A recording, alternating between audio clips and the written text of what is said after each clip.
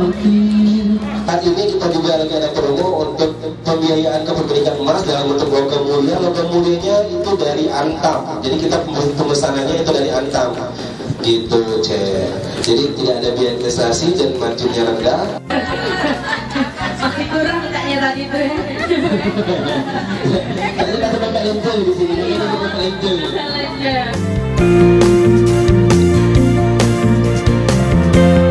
Gaji yang ditunggu. Bisa belanja. Jadi kalau gajian nggak dibelanjakan. Dia untuk dibelanjakan. Menabung di Sumsel Babel. Bu ya. Kok lagi Bu? Bu. Memang adalah UMP.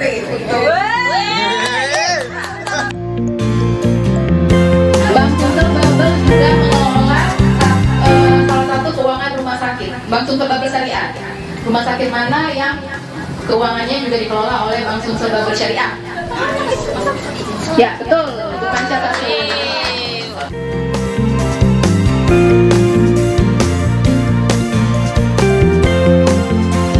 Amin disangka maling, lari-lari ke pos kamling. Oke, jadi kata-kata yang tadi, Aming disangka maling sama si Skambling lari-lari kena beling.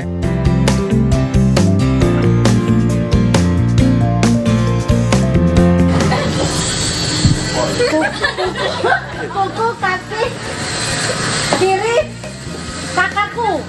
Oke, tanggul di dinding gunggung.